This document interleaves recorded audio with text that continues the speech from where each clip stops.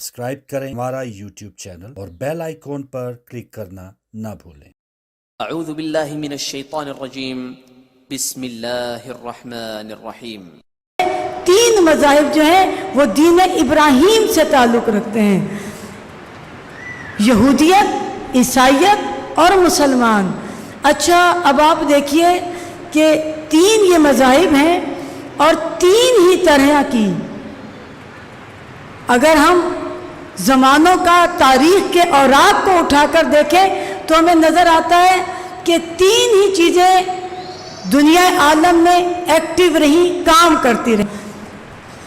एक तो हुकूमत होती है, एक मज़हब होता है और एक दौलत होती है।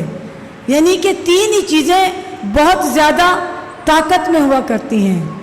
या तो हुकूमत का निज़ाम चलता है, या मज़हब का निज़ाम चलता है, या अगर किसी के पास बहुत ज़्यादा दौलत है तो फिर उसकी बात को सुना जाता है।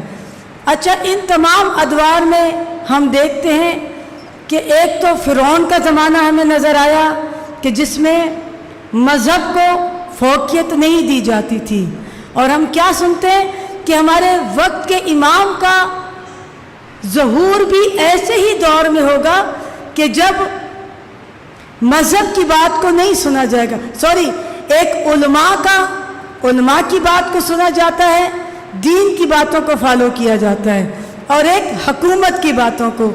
अब ये कौन सा ज़माना है? जब जनाब मूसा का ज़माना था तो उस वक्त फ़िरौन का दौर था, फ़िरौन की बात मानी जाती थी, यानी हुकूमत की बात मानी जाती थी बहुत अरसे के। और फिर उसके बाद हमें तारीख़ में नज़र आता है कि उलमा का बहुत एक्टिव किरदार रहा, उनकी बात को माना जाता था, यानी दीन की बात को फॉलो किया जाता था, और हुकूमतें मजबूर हुआ करती थी दीन की उलमा की बातों को फॉलो करने के लिए। यानी इन तमाम मज़ाहिब की बात कर रही हूँ मैं। लेकिन अब वो दौर है कि जिसमें अब उलमा की बात नहीं है, अब हुकूमत की बातें हैं। पूरी तवज्जो रखिएगा, क्योंकि हुकूमतों की तरफ से ये ऑर्डर दिया जाता है, हाँ ये लॉकडाउन लग रहा है, अब आपने जनाब घर से नहीं निकलना। तो अब हम दीन का सुन रहे हैं या हुकूमत की सुन रहे हैं?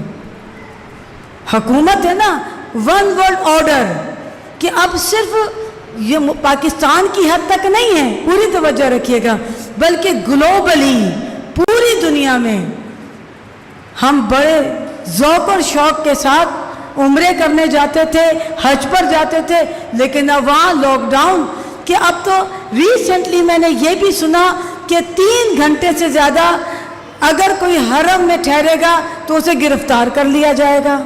3 घंटे के अंदर अंदर उम्रे को अदा करना है। यानी कि पहले तो घंटों के हिसाब से हम खाने काबा में रुका करते थे। इसी तरह से ज़ियारत मुक़द्दसा पर जाना कि उसमें भी लिमिटेशन है। सारे इज्तिमा को बंद कर दिया गया कि इकट्ठे ना हों।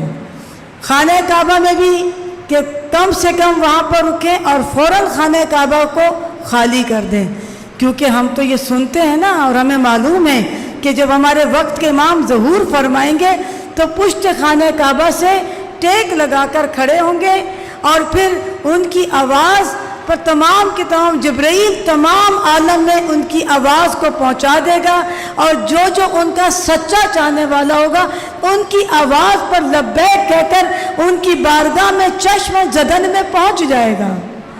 अब अगर ये कोई कहे कि चश्म ज़दन में कैसे पहुंच जाएंगे, तो हमें कुरान ये बात की जवाब देता है कि जब चूँकि तमाम के तमाम कमाल के साथ हमारे इमाम तशरीफ़ लाएंगे, और उनके चाहने वालों को भी ये कुदरत हासिल होगी कि वो कहेंगे, और हम अगर हकीकी मायनों में उनकी मार्फत रखते होंगे तो उनकी बारगाह में हमारी हाज़िरी हो जाएगी। फिर न जहाज़ की ज़रूरत, न हेलीकॉप्टर की ज़रूरत, क्योंकि जिनके सदक़े में ये कायनात खल्क़ हुई, बल्कि ऐसा वक्त होगा कि टेक्नोलॉजी फेल हो जाएगी और सिर्फ इमामत का निज़ाम आम हो जाएगा।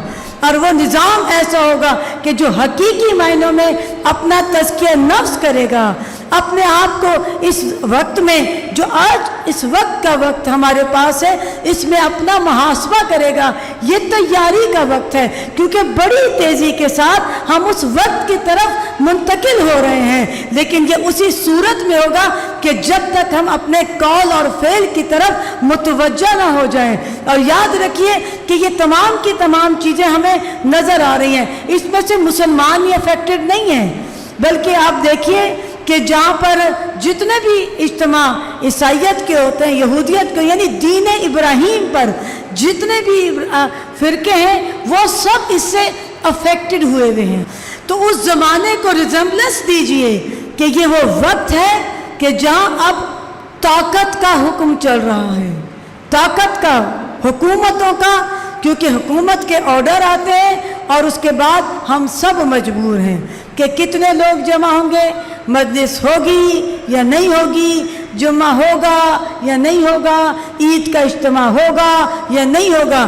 اب اسے علماء نہیں لیڈ کر رہے, اب اسے دین نہیں لیڈ کر رہا, بلکہ حکومت. اب سمجھیے کہ دجالی زمانہ کیا ہے.